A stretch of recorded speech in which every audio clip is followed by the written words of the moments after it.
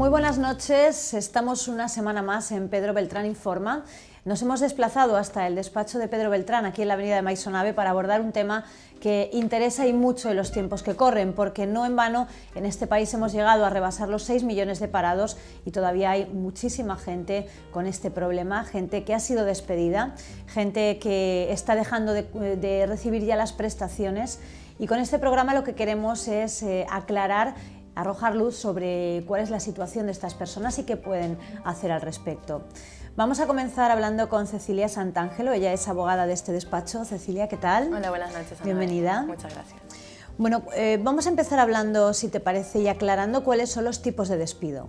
La verdad es que sí, me parece interesante comentar esto porque, bueno, a pesar de la crisis actual que hay en el país, la gente sí que está un poquito enterada, yo creo, de lo que vienen siendo los despidos, pero siempre hay matices que se escapan, que son importantes abordarlos y, bueno, hay gente que incluso puede no saber el contenido de los mismos. Entonces, vamos a decir que despido, hay tres tipos de despido, está el despido procedente, el despido improcedente y el despido nulo.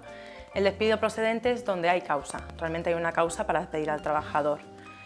Como por ejemplo, ¿cuáles? Ofensas verbales o físicas al empleador o incluso los propios compañeros, asistencia, o sea, la falta de asistencia al trabajo. Yo creo que es lógico que haya una causa para despedir. Claro. Luego tenemos el despido improcedente. Este despido improcedente en donde realmente no hay causa para despedir, pero el empleador decide unilateralmente rescindir el contrato, es decir, despedir al trabajador. Y luego están los despidos nulos. ¿Cuáles son estos despidos nulos? Por ejemplo, que sea despido por discriminación racial, discriminación sexual, religiosa. También podría ser una empleada, una trabajadora que esté en estado de gestación y que, bueno, sea el motivo el de despido, y que se pruebe. Eso también sería nulo. Claro. También podría ser nulo que no se haya entregado la carta de despido al trabajador. O sea, en fin, hay unos enumerados, están enumerados lo que viene siendo despido nulo en la ley.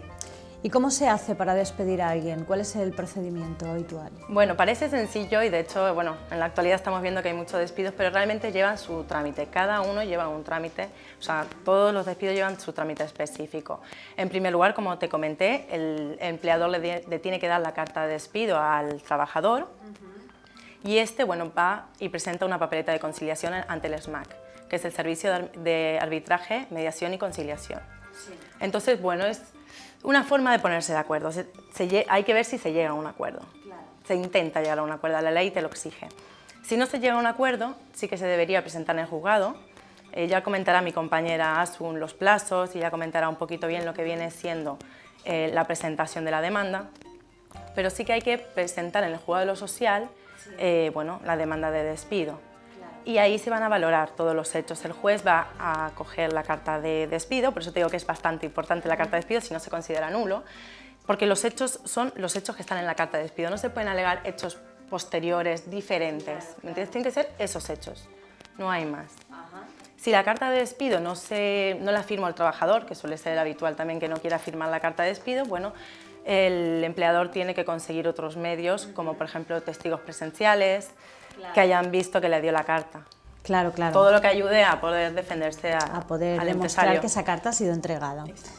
¿Cuáles son los importes de las indemnizaciones? Imagino que habrá un baremo. Sí, la verdad es que sí, Anabel, de momento procedía 45 días de salario por año de servicio, antes de la última reforma que hubo, que es la 3/2013 del 10 de febrero. Posterior a esta reforma se viene procediendo la de 33 días por salario por año de servicio. Aunque decirte realmente que la que se está generalizando es la de 20 días por salario por año de servicio. Sí, ¿por qué esto? Porque si la empresa demuestra que tiene 3 meses consecutivos pérdidas o incluso que no llega a tener, no tiene beneficios, pues entonces sí que se podría proceder a 20 días de salario por año de servicio. Claro. Un caso bastante relevante y práctico. No puede demostrar pérdidas en esto. Claro, y un caso bastante reciente es el caso de Canal Nou, que han sido despedidos iban a ser despedidos 700 trabajadores por 20 días de salario por año de servicio. Al final se demostró que por cuestiones formales no podía ser llevarse a cabo, entonces al final se tuvo que despedir a todos los trabajadores, eso sí, con 45 días de salir al pleno servicio. O sea que ahí, bueno, lanzo a los telespectadores, eso está entre la línea de que era preferible, ¿no? O sea, lanzo a los telespectadores que piensen sobre ello. Bueno, muy bien, las empresas están en su derecho de despedir, pero también están en su obligación de pagar lo que deben pagar a los empleados despedidos. Claro, pero está entre la línea de a ver qué era preferible, si despedir a todos los trabajadores o poder mantener a algunos. Claro. Cada uno tiene su opinión y... Pues sí. Y es un poco complicado. No entremos. Sí, un tema muy actual y con mucha polémica alrededor. Gracias, Cecilia, una vez más. Gracias.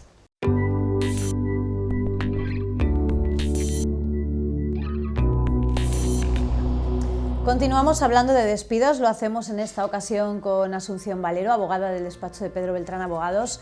Asunción, ¿qué tal? Buenas Bienvenida. noches, Anabel. Bueno, vamos a abordar un tema quizá un poco espinoso, ¿no? Y es cómo se tramita un despido, porque dependiendo de que ese trámite se haga bien o mal, ese despido se va a llevar a cabo o se va a declarar nulo. Claro, efectivamente. Resumiendo un poquito más o ampliándolo, en cualquier caso lo que ha dicho mi compañera Cecilia, el despedido, en este caso el trabajador recibe la carta de despido. ¿Y qué tiene que hacer con ella? Bueno, lo que hace es presentar una solicitud de conciliación, lo que llaman papeleta de conciliación, ante el SMAC. El SMAC aquí en Alicante sabemos que está en la calle Pintor Lorenzo Casanova, creo que está. Presentan esa solicitud directamente en el SMAC y lo que hacen es citar a ambas partes, trabajador y empresario. Esto suele ser bastante rápido, suele ser en 3 semanas. Se cita, lo que se pretende es que lleguen a un acuerdo, intentar que lleguen a un acuerdo. No suele haber acuerdo, o lo normal es que no haya, entonces se inicia la vía judicial. Claro. Es muy importante y hay que llevar muchísimo cuidado para que lo sepan nuestros espectadores, respetar los plazos. El trabajador despedido, en este caso, tiene 20 días para promover todo lo que quiera, para comunicar su desacuerdo, digamos. Y esos 20 días son además de caducidad y no de prescripción. Claro. ¿Qué pasa? Presenta la papeleta, digamos, en el SMAC, la solicitud de conciliación. Sí. Por ejemplo, ponle en 3 días. Le restarían ya 17 para iniciar la reclamación judicial ante el juzgado. Claro, claro. O sea, ¿entiendes cuál es la...? Se interrumpe en ese caso y luego se reanuda otra vez esos 20 días y tienes otros 17 para, no ha habido acuerdo, voy directamente a un juzgado, en este caso juzgado de lo social. Es cierto que ahora mismo, por lo menos en Alicante, lo que nosotros estamos viendo es que están los juzgados de lo social un poquito desbordados. Sí. Lo que es el trámite de la solicitud el trámite de la demanda de despido va en paralelo a otro tipo de demanda, que es de reclamación de cantidad. Claro. ¿Por qué? Porque normalmente un trabajador, cuando recibe una carta de despido, además de estar en desacuerdo con el propio despido, él a lo mejor reclama ciertas cantidades que se le deben, pues alguna paga extra, algunas vacaciones que no se le hayan pagado, etc. Y además son procedimientos diferentes. Por un lado va la de despido y por otro la de reclamación de cantidad. Esta demanda de despido, Anabel, en el juzgado de lo social suele ser bastante más rápida, sí, que ahora te lo explicaré un poquito más. Sin embargo, las de reclamación de cantidad son las que estamos viendo que se dilatan bastante, hasta el punto de que en nuestro despacho tenemos alguna señalada para el 2016. Claro, o sea, claro. Imagínate. Bueno, pues vayamos efectivamente a hablar un poco más en profundidad del juicio y de ese despido, de ese procedimiento de despido. Exacto, como te decía. No llegan a un acuerdo, el trabajador en este caso presenta la demanda directamente al juzgado de lo social. Es un trámite de juicio oral en el que una vez presentada la demanda, el juez directamente señala para juicio. Lo que es el trámite, lo que es el procedimiento es bastante ágil, o sea, está estipulado así. Se presenta la demanda y señalamos para juicio. Después del juicio sí que es cierto que puede dar lugar a otro tipo de actuaciones si el juez lo considera porque no le ha quedado algo claro y todo esto. Particularidades de este tipo de juicio, bueno, como hemos dicho, tiene carácter de oral, es laboral y además se presenta en los juzgados de lo social, no en lo civil, no en lo penal, para que la gente se sitúe un poquito, es en los juzgados de lo social. Particularidades, la más relevante es lo que se llama inversión de la carga de la prueba. ¿Entiendes un poquito lo que quiere decir? Sí, pero para que lo entiendan bien los telespectadores... Exacto. ¿Qué significa invertir la carga de la prueba? Significa que en este caso es el propio demandado el que tiene que probar ante el juez todo lo que dice, todo lo que motiva en su carta de despido. Normalmente en un juicio civil, por ejemplo, que nosotros vamos, es la parte demandante la que tiene que probar todo lo que pide, sus pretensiones. Yo presento una demanda y digo, me ha pasado esto, y tengo que probárselo al juez, lo que me ha pasado y que esos hechos son ciertos. En este caso no, la demanda la inicia el trabajador, que es el demandante, y el demandado es el empresario, pero tiene que probar todo lo que dice el empresario. Yo te pruebo que efectivamente todas las causas de despido son las que yo he motivado en la carta que te he entregado. Otra de las particularidades es que no se necesita procurador, aquí no hace falta que venga un procurador, y bueno, en definitiva, yo creo que en España sigue siendo un poquito difícil despedir, sigue siendo difícil, además de que ese tipo de juicios pueden ser bastante largos, es muy importante las testificales, los testigos que se acompañan. Esto da lugar a que sea un poquito conflictivo, Anabel, pues porque ponte en la situación, o sea, el propio trabajador que ha sido despedido llama a que declare como testigo a otro trabajador de la empresa que todavía sigue allí, que tiene que declarar contra su jefe. Es una tesitura un poco complicada. A eso le añades la reforma laboral de febrero del 2012 que ha comentado mi compañera. Esto da lugar a una serie de interpretaciones que están causando bastantes conflictos hoy en día. Antes era 45 días laborales por año, como ha dicho mi compañera. Ahora se supone que son 33 desde febrero del 2012, pero si la propia empresa justifica que durante 3 trimestres han habido pérdidas, se quedaría en 20 días por año, pero para toda tu vida laboral en esa empresa. En la práctica interviene bastante el criterio del juez y en fin, es un poquito conflictivo. ¿Y recursos caben ante este tipo de procedimientos? La sentencia de lo social, en este caso el juez de lo social, puede ser recurrida en lo que se llama recurso de suplicación. Se presenta ante el Juzgado Superior de Justicia de la Comunidad Valenciana, en este caso. Sí. Y bueno, es un trámite escrito, es un recurso escrito, lo cual da lugar a que normalmente no suela revocarse. ¿Por qué? Porque es mejor hablar, tu poder de convicción, de palabra, de argumentación es mejor un poco hablado, ¿no?, de voz. En este caso es un trámite escrito y es difícil que se revoque lo que ha dicho ya el Juzgado de lo Social. Al fin y al cabo suele ser una cuestión de hecho, un despido, es un poco complicado. Claro. Muy bien, Asun, pues muchísimas gracias, nos ha quedado muy claro. A ti, Anabel. Gracias. Hasta luego.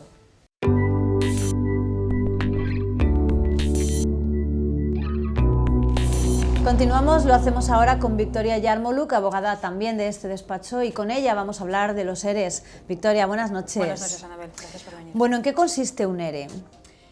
Un ERE es un expediente de regulación de empleo que consiste en que una empresa que pasa por una época complicada, que suele ser económica, busca obtener una autorización para suspender o despedir a los trabajadores. Es una manera de despedir simplificada y sobre todo barata, porque la indemnización consiste en 20 días por cada año trabajado en lugar de los 45, que es lo habitual. Y bueno, en teoría se supone que una empresa que va por un ERE tiene que pedir la autorización a una administración pública, pero bueno, existen supuestos que no es necesario. Por ejemplo, un caso muy común, una empresa que entra en concurso de acreedores. No necesita una autorización, enseguida puede empezar a despedir. También se supone que deben consultar con los sindicatos, con los representantes de empresa, pero en la práctica la verdad es que el empresario que pasa por una época que ha entrado en un concurso de acreedores puede empezar a despedir a la gente.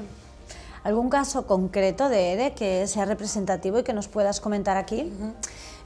Bueno, como el caso, uno de los más famosos, el de Canal Nou, que fue presentado, el ERE en sí, que además fue tumbado por su forma, lo que también llama la atención porque fue encargado a uno de los despachos más prestigiosos de Madrid y fue declarado nulo por el Tribunal Superior de Justicia de la Comunidad Valenciana porque algunos derechos de los trabajadores se veían afectados, derechos fundamentales de los trabajadores. Y además el Tribunal Superior de Justicia acordó la integración de todos los trabajadores, que bueno, al final ya ves cómo salió, pero el ERE en sí no fue declarado nulo. Otro de los casos muy famosos es el caso de los EREs de Andalucía, que trata sobre una supuesta red de corrupción vinculada a la Junta de Andalucía, donde la investigación desarrollada por la jueza Laya junto con la Guardia Civil ha demostrado que había graves deficiencias en la concesión de las ayudas a las empresas que solicitaron el ERE. Había prejubilaciones fraudulentas a las personas que nunca habían trabajado, subvenciones a las empresas que habían solicitado el ERE, que nunca existían, unos 73 millones de euros de estas ayudas. Casos causales porque bueno, al final se trataba de dar subvenciones a las empresas supuestamente que pasaban por una situación complicada que al final no era, o parecía que no era así. Claro. ¿Y qué pasa si se quiere despedir solamente a un trabajador? ¿Se puede hacer un ERE en este caso, Victoria? Claro, allí la cuestión, el ERE normalmente es un despido colectivo. Cuando tú pretendes despedir a un 10% de la plantilla, un 20% y demás. Si quieres despedir a un trabajador solo, con la nueva reforma, de febrero de 2012, se ha simplificado bastante el trámite. Si tú puedes demostrar que en los últimos 3 trimestres no has tenido beneficios, que has tenido pérdidas, que tu situación ha sido regular, puedes despedir a un trabajador pagando una indemnización de solo 20 días por año. Por así decirlo, es un ERE individual, que no es así, pero la esencia es la misma. Si tú pasas por una época complicada, si tú puedes demostrarlo, puedes hacerlo. Antes era mucho más complicado, antes de la reforma. ¿Y quién hace frente, digamos, a las cargas que supone tener que pagar a todos los trabajadores? ¿Es la empresa o es la figura del Fogasa?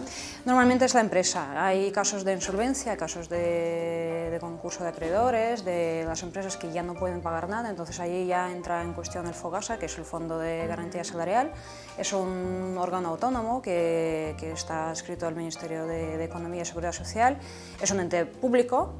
Se financia por fuentes públicas, sin embargo su principal fuente de financiación son las cotizaciones que paga el empresario, que son el 0,2% del salario del trabajador.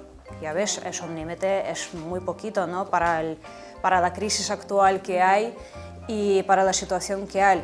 Eso también ha explicado, por ejemplo, hace poco que hemos tenido una denuncia que existe una denuncia de los sindicatos contra el Fogasa porque tardan más de un año en pagar. Hay muchísimos expedientes pendientes de resolver y puede ser un auténtico drama para una persona que ha sido despedida, que no le paga la empresa, que no le paga el Fogasa. Claro. Es complicado, sí. Muy bien, Victoria, pues muchísimas gracias una vez más por aclararnos todas estas cuestiones que siempre pues, son dolorosas, pero si encima no se sabe manejar el concepto, pues todavía más. Gracias. A ti, gracias, Anabel.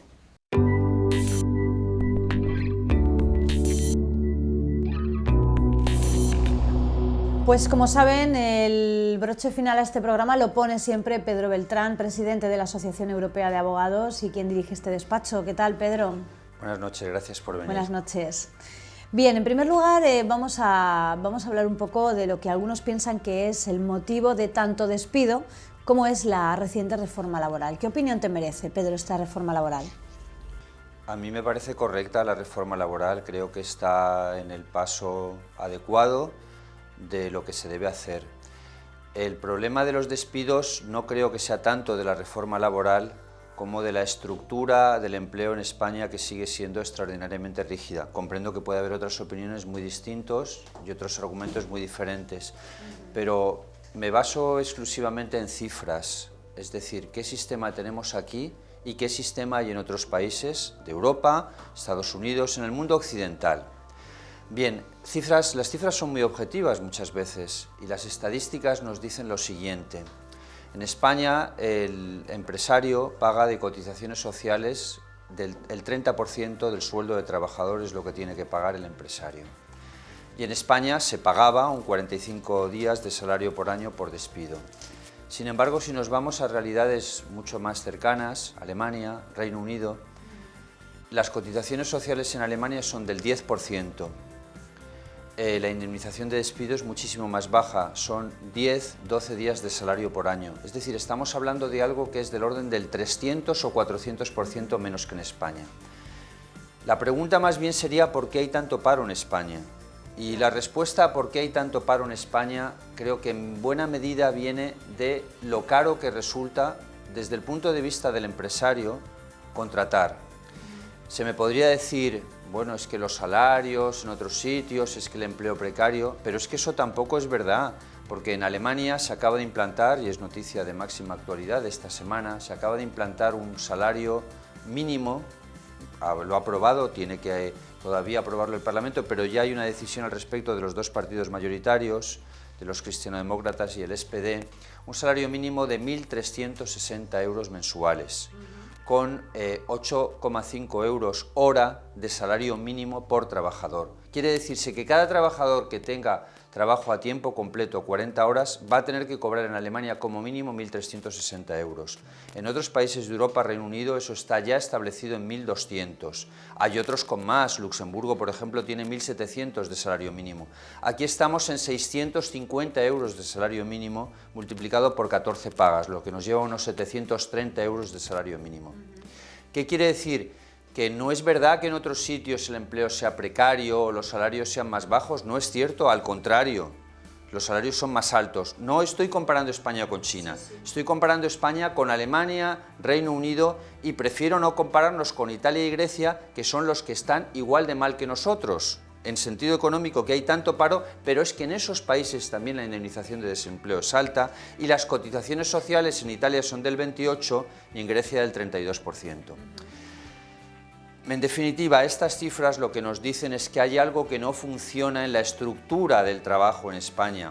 Por eso me parece correcto que se reduzcan las indemnizaciones por despido y a la vez me parece correcto que se reduzcan las cotizaciones sociales. Creo que eso es la línea que nos haría tener más trabajo, porque en España la cifra de desempleo no es real, hay mucha economía sumergida. Y ahora, ¿por qué hay economía sumergida? Pues precisamente economía... Un inciso, Pedro, si realmente esas medidas son las que nos van a hacer crecer, ¿por qué después de casi un año de haberse implantado no hemos crecido y no se ha generado nuevo empleo? Sigue habiendo otra medida completamente necesaria. ¿Cuánto tiempo vamos a necesitar para que funcione esta reforma laboral? Y lo más importante, ¿cuánto tiempo vamos a necesitar para que si no funciona, pues reconocer que no funciona y retirarla? Y ir a otras medidas. El PSOE ha propuesto retirarla, lo hizo el sábado, Rubalcaba propuso retirar la reforma y volver a la situación anterior. Creo que es un grave error. No creo que eso sea en absoluto la solución a los problemas. En todo caso, sería lo que planteaba de reducir las cotizaciones sociales, es decir, hacer mucho más atractivo para el empresario contratar. Es una desproporción un 30%. Los impuestos en España llegan a ser confiscatorios, porque ese 30% es un impuesto más que tiene que pagar el empresario. El mundo hoy está muy globalizado. Tú no puedes tener aquí, a este lado de los Pirineos, un 30% y después en otros países unas cotizaciones muchísimo más bajas, porque al final al empresario le va a resultar mucho más interesante contratar en otro sitio o trasladar en la medida de lo posible la empresa en otro sitio, que eso está en buena parte en la base del paro que hay hoy. El hecho de que se han trasladado empresas a otros lugares y también reflexionando sobre esto, ¿por qué hay muchos españoles que se van a trabajar fuera? Porque aquí no se está creando empleo. Entonces creo que la reforma laboral es un paso correcto, pero hay que dar otro paso más, que es rebajar sustancialmente las cotizaciones sociales. Ya sé que eso es muy difícil, habrá que compensar con otras cosas. Quizás a lo mejor hay que seguir el modelo de otros países que rebajan cotizaciones sociales y suben el IVA. Ya sé que tampoco es agradable subir el IVA, ni subir cualquier otro tipo de impuestos, pero desde luego así como estamos, no vamos. Eso sí que está claro. Pues si subimos el IVA vamos a pagar casi más de IVA que de coste de producto, ¿no? Ya el 21%, yo creo que ya es una cifra considerable. Lo que está claro es que las cotizaciones sociales al 30% están creando desempleo, están creando economía sumergida. Si rebajas las cotizaciones sociales, al empresario le va a resultar más atractivo contratar. Si tú tienes unas cotizaciones sociales del 30% y tienes que pagar un despido también a cifras mucho más altas que los demás. Vamos a ver, ¿dónde hay empleo y dónde hay trabajo? Y además, trabajo no precario. ¿Dónde? Estados Unidos, desde luego, tiene despido libre, ¿eh? Suiza tiene despido libre. En Suiza las normas son sencillísimas. Un mes por año si has trabajado durante un año. Si has trabajado de 2 a 10 años, 2 meses. Y más de 10 años, 3 meses. Mira qué fácil. Eso prácticamente es despido libre. Suiza tiene el 3,7% de paro. Nosotros estamos en niveles de cerca del 30%. Y otra vez no se me diga que ahí el empleo es precario, porque no es verdad. Es decir, los salarios son muchísimo más altos que aquí. Entonces, en definitiva, lo que no funciona es el esquema básico, la estructura no funciona. Hay una inercia muy difícil de cambiar una estructura, pero lo esencial tendría que ser ir por ese camino. Si en otros sitios, con cotizaciones sociales más bajas y con indemnización de desempleo más baja, hay mucho más empleo, a lo mejor esa sería la pregunta correcta. ¿Y por qué crees que no acuden nuestros gobernantes a esos modelos? porque el Estado está inmerso en un sistema de gasto espectacularmente alto que ya crea una inercia que es muy difícil de modificar. Y como no se modifique, el problema es que cada vez más la deuda irá aumentando. La deuda sigue aumentando en España, no ha parado de bajar. Eso habrá que pagarlo en un momento dado. Pero mientras siga habiendo tanto desempleo, habrá que pagar indemnizaciones de desempleo muy considerables o subsidios de desempleo muy considerables a los trabajadores cuando dejan de trabajar, que ya sé que a ellos les parecerán poco y desde luego es poco, pero el presupuesto del Estado es para lo que da. Se debería fomentar el empleo de otra forma, con medidas que evidentemente no son políticamente las más aconsejables para poder ganar unas elecciones, y quizás ahí está el problema, pero tendría que haber un gran pacto social. Se han tomado unas cuantas políticamente incorrectas para ganar unas elecciones. O sea que si se tienen que tomar unas cuantas más. Yo he dicho que lo esencial y esto va a sería... ayudar a salir de la crisis y a generar empleo. Yo creo que la gente ya está curada de espanto, ¿eh? Hablo de las cotizaciones sociales fundamentalmente, que yo insisto en la comparación con otros sitios, porque eso es muy fácil de ver, es decir, en Alemania se paga el 10%, aquí el 30%, y allí hay empleo y además empleo de calidad con un salario mínimo de 1.360 euros, y aquí no, aquí el salario mínimo es la mitad y tenemos un paro de 6 millones, entonces algo hay que cambiar desde luego necesariamente, aparte que habría que confiar más en los empresarios, porque el trabajo lo crean los empresarios, entonces lo que hay que estimular es la creación de trabajo. En fin, Pedro, pues veremos lo que ocurre, porque aquí no parece nadie tener claro qué hay que hacer para solucionar el problema. Eso es lo que yo creo que más preocupa a los ciudadanos, el ver que nuestros gobernantes no se les ve con la capacidad suficiente como para saber por qué destinos llevarnos, ¿no? Es creo que el mayor problema de este país. No pensamos ni que sean más duros ni menos duros, el problema es que pensamos que no saben por dónde van. Así que esperemos que encuentren pronto la luz, que vean la luz, encuentren el camino y nos saquen a todos de donde ellos mismos nos han metido. Gracias. Gracias Pedro, a ti por venir, muchísimas más. Gracias. Gracias a ustedes también por acompañarnos un día más. Dentro de 15 días volveremos aquí al despacho de Pedro Beltrán para seguir hablándoles de actualidad jurídica. Hasta entonces.